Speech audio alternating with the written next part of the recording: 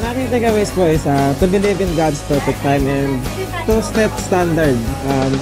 Never settle for less kasi lahat tayo may work and maniwala lang tayo Hello sa po, God. I'm Kate from Life Group Stronger, and ang takeaway ko po sa naging topic po kanina is God should be always the center of every relationship po, and as a KKB po na mga kabataan pa, huwag po muna na sana nating i-rush po na maghanap po ng relationship kasi nga po, kagaya po na sabi ni Pastora Kay, hindi po dapat nila-rush ang paghahanap ng relationship dahil ang tamang relationship po dumadating sa tamang panahon. Yun lang po. Thank you po sa KKB organization dahil po sana may natutunan naman ako po akong bago ngayon. And yung natutunan ko po today is alamin nyo po muna yung ugali ng partner nyo so that malaman mo po talaga na kung siya na ba talaga yung panghabang buhay po. And pag nagpipili ka po ng partner, dapat po